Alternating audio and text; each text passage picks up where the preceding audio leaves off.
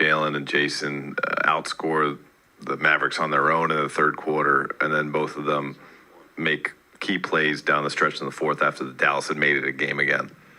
Those are our leaders. So for them to step up how they did in the third quarter and just kind of take the game over is what we needed. And they came through for us. And especially in the fourth quarter with those last 4 to 5 minutes where we were just struggling to get a bucket, like they willed in the buckets, and, at times that's what you need. And they responded, and we needed it for sure.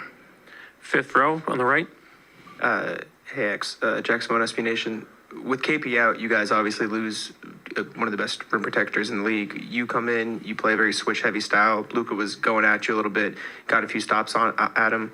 What's it like sort of playing this different brand of basketball when you have to just step in with guys who've been playing a different brand with KP sort of on the back line and then being able to let the guys pass him? Like, how easy is it to just jump in and be ready to go? This is something, as far as staying ready, is something that I've been doing for majority of my career. My rookie year, I was fortunate enough to play because when my best friend was hurt, Jaron was recovering for his meniscus, so I was starting a lot. Second year, I was out of rotation. Third year, 2 guys got injured, Brandon Clark, Steven Adams, so I stepped up again. You know what I'm saying? So this is something that, I've been preparing for, I guess, for a while now. So I was, ready for the opportunity. They were kind of hinting at potentially, if KP's workout didn't go well and he didn't feel comfortable that I was going to have to step in today. John, back right.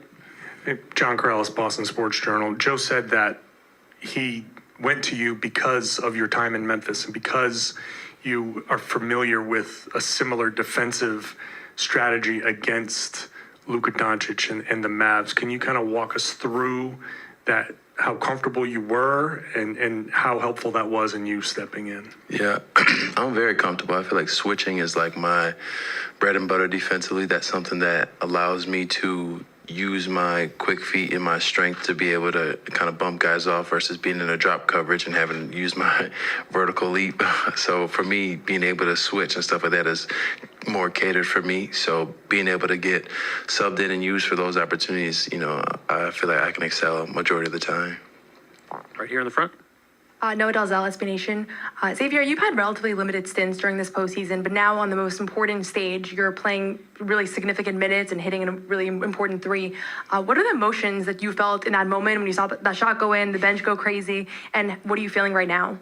I knew that when I saw Maxi Kleber go to the block that I was going to shoot regardless of anything.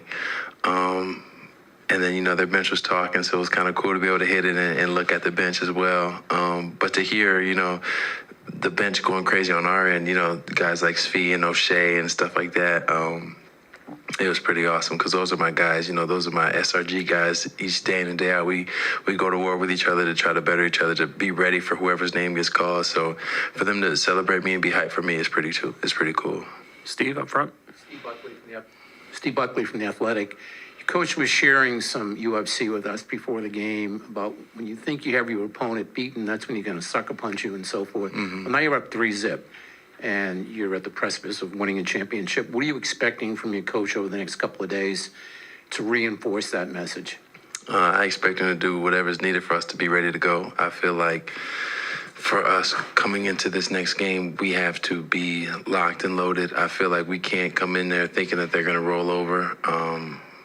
Even though we were up 20 today, they didn't quit, so for us, being up 20 is not enough. We got to try to push the lead as far as we can. And, I expect Coach to go over the film probably tonight, knowing him. And tomorrow we're going to have a game plan as far as the things that we could, work on and come into practice tomorrow and be ready to work on it. Any other questions? Thank you.